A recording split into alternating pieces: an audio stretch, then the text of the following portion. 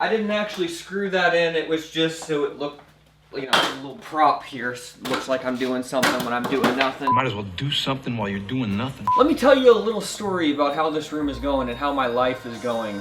Because it's been interesting the past month since we last talked. Let's start this off with a little story. Okay, so, you know, it's Mother's Day.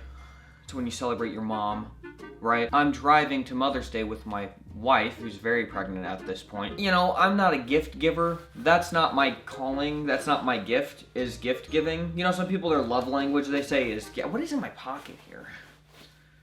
Oh, the knife. You know, some people's love language is gift giving. That wasn't what God gifted me with. God gifted me with loyalty, I think. That's not a love language, it should be. But regardless, I'm driving to Mother's Day and we stop at Kroger. It's a grocery store here in Tennessee because actually, it was Father's Day. Oh my Lord, I can't even remember if it was Mother's Day or Father's Day. And we're stopping to get a gift card from Kroger. You know, that's a good gift, isn't it? Give somebody the gift of going out to a restaurant. Driving into Kroger, car seems fine. We've been fixing up Sarah's convertible that she bought since before we were married. I'm not a car guy, but I would love to be a car guy. I wish that was my love language. Driving to Kroger, like the battery light comes on. I don't know what that means. It means the battery's on, I guess. Battery was on, but it was telling me a story, a tale.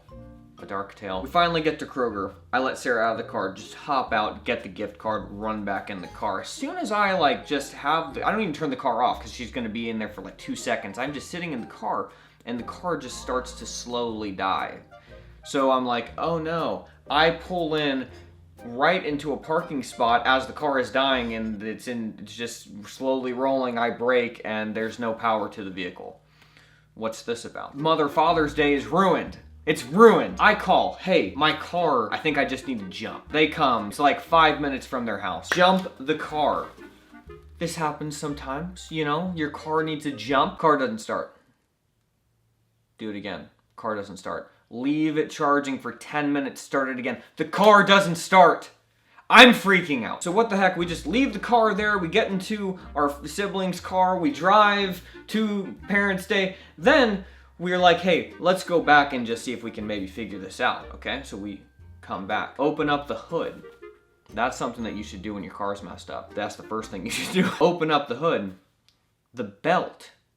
You know, there's like a belt on your motor that like runs everything. The alternator, which I learned about. That was just completely disintegrated. We had to get the car towed. That was not a good experience. The first guy didn't show up. He was like yelling at me for some reason. And then the next person was like the greatest human being I had ever met in my life. So it's a real grab bag with tow drivers, I guess. The car is towed to my father-in-law's house. I drive there the next day. We fixed the belt. I'm like, this is amazing. It was just like took no time at all. We didn't have to, we just got the belt and just slipped it on and now I'm on my merry way. It's starting to rain, you know? I turn windshield wipers on and the air conditioning. Car starts to squeal, okay? That car has done that in the past. I didn't really think about it because it like started and then it stopped. And so, you know, I'm kind of used to this. Didn't really know that that's kind of a telltale sign that there's some stress on the belt because it's too loose. It overheats. The belt then, in the rain, snaps again. This time it actually knocked off the other belt because there's 2 belts in that car. It knocks off the other belt. The car just stops. It starts overheating quickly. I quickly put it in neutral and just kind of coast into some random person's driveway, whose name was Paul. He was a nice man. Honestly, I don't really know where to put this in the video, but now more than ever, I am so thankful for sponsors like Helix Sleep and their sibling brand Birch Living for sponsoring my videos because I have a child now. Last year, Sarah and I decided to renovate our downstairs bedroom. That was the first step to having the entire basement remodeled. We knew we were gonna need a mattress for that room before our renovation was complete. So thankfully, our friends at Helix Sleep sent us a mattress from their sibling brand, Birch Living, to complete the space. Thank you so much. I am so thankful to partner with Birch Living for this video. Also, the Memorial Day sale is live right now, so click the link in the description to get more details. Birch makes mattresses that are crafted with natural and organic materials that are sustainably sourced. Their mattresses are free from polyurethane foams, which can cause dangerous off-gassing, and their mattresses, just like Helix mattresses, are free from fiberglass, which can be very harmful harmful to your health. Other companies use fiberglass as like a flame retardant. Why? It's stupid. But Birch Living instead uses 100% organic wool, which is naturally flame resistant. We were so excited to receive a Birch mattress for that reason. And also because we know that the mattress we're sleeping on is made of natural and organic materials that have been sourced straight from nature, which are both comfortable and durable. Sara and I received the Birch Luxe Natural Mattress, which is a premium upgrade to their well-loved Birch Natural Mattress. We've had our Birch mattress now for almost a year, crazy, and we absolutely love it. What we love most about it is just how easy it is to set up. Like really the best part is that it arrives right at your door, rolled up in a box, and then you just set it up yourself. And in the US, it's even free delivery. But they also offer in-home setup and removal just to make the convenience just that much better. With your Birch mattress, you also get a 100-night sleep trial and a 25-year warranty. We love our Birch mattress, and we really think that you would too. If you're looking for a new bed, check out Birch Living. Again, their Memorial Day sale is happening now, so it's the perfect time to upgrade your sleep with 25% off your Birch mattress and 2 free EcoRest pillows. It doesn't get much better. Visit birchliving.com/Jordan Taylor to learn more about the limited time offer. That's birchliving.com/Jordan Taylor. Now, back to whatever else I was saying. My father-in-law, God bless this man. What a nice guy. Call him, he's like, yeah, we'll get a new belt. He drives, gets a new belt. It's in the rain, it's pouring down rain. We fix the belt. I drive home, it's squealing again. I look up online, what's the tension for this thing? You know what I mean? And it turns out that there's a specific tension on these, and it's just like, no duh. Okay, I was just scared to tighten it too much, so it would snap. Well, you need to actually tighten it down more than you would think, but not too much, because then you can like damage everything and break it. So it's a fine art here, guys. So this was like a 3-day ordeal, all right? Then I notice this is the year of upkeep, by the way. That's what I'm dubbing 2024 is the year of upkeep for me. I go out to mow my lawn. You know, it's been raining nonstop here in Nashville, Tennessee. The grass is just growing like crazy. And when you live on, I don't live on a lot of land, okay? I live on like an acre and a third or something like that. I don't even know if it's that much, but it's enough that when the grass grows a lot, it's a big deal because you need to get out there and mow this, because if you don't, it's gonna clog up your mower, it's gonna be too wet to do, and then you could, my mower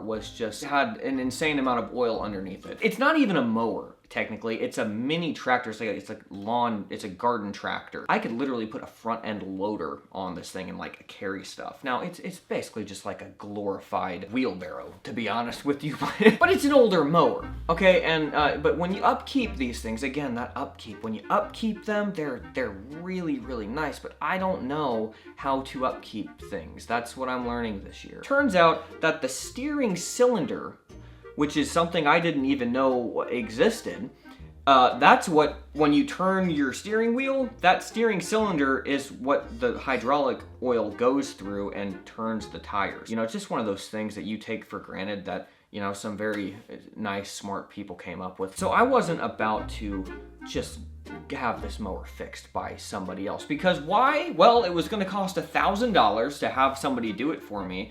And also, I want to be an able-bodied man in my life, and I want to know how this stuff works. I get the manual, the John Deere 425 manual. I'm reading through how all the hydraulics work, how you're supposed to take this thing off. I'm trying to piece all of this together to have a mental model for how any of this stuff operates. You've got to like bleed the hydraulic system so I just head first dive into this and take apart the mower. I've got to take the deck off. I bought a jack and some stands, and I jacked it up for the first time.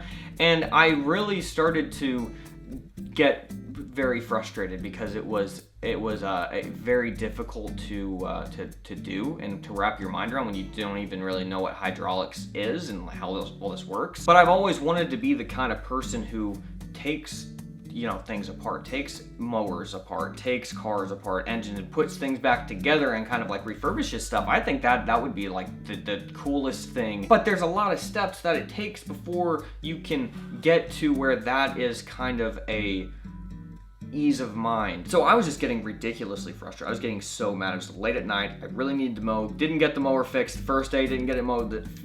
Fixed the second day. So I'm really struggling. And I just stand up and I just look around, just so mad. and see all my tools just lying around, my mower jacked up in the stands, and I think, wow, like I'm actually being who I want to be. Even if this is like the most frustrating thing ever, if I want to be the person who can do this, I am taking those right steps to be able to do that. All of a sudden, I just felt very calm. I was like, wow, I am being who I want to be. This is what it looks like to be a mechanic. This is what they go through. This is their life. And if I want to do that, this is the step to be able to make this more of a comfortable kind of situation. So I eventually got the steering cylinder on. Now the mower works great, and like it was awesome because then my neighbor's mower broke that same week, and I was able to go and mow for her because I was able-bodied enough to fix my mower. And I was just like, dude, this is pretty cool. That felt really, really good. So that leads to why I am embarrassed today. I wanted to have this whole downstairs living room situation done, remodeling it myself. I wanted to have it done before Sarah's birthday was at the end of April, but then I was like, okay, well, you know, I want to push it off until the baby shower, which is going to be in a couple days here, and that clearly is not happening. So now the date is pushed off again to, I want to have it done before he's born, before my baby boy is born. It doesn't seem like I've made a lot of progress to myself, but maybe to you it will. You can see here I've drywalled the entire ceiling. That's all done. I've got my lights right here. You can check that out. I've got those wired in over here. I just need to put the lights in over there, put in a new switch. You can see over here the air duct is drywalled, and now I'm drywalling the closet. I still have to like level the floor out and stuff like that with some self-leveling. Liquid, again, I don't know any of this stuff. I'm learning all this for the first time, and it is grueling. I know for some people this is just like the easiest thing in the world, and other people can't even imagine doing it. I'm the kind of person who can imagine doing it and am really struggling to learn how to do it. I fall in between there somewhere. I said this on Instagram, but every single cut of drywall feels like I'm doing calculus when I haven't even learned algebra. Because I'm in a custom log cabin, there's nothing straight.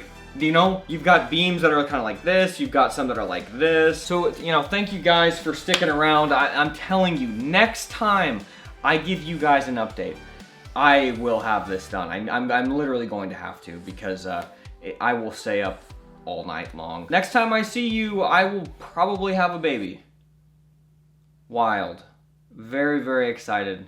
It hasn't quite hit me yet, but it will. As soon as I am holding him in my arms, I'm sure that my whole life will feel like it is just like forever changed, which I hope and I know and I want. I'll see you guys soon. Bye.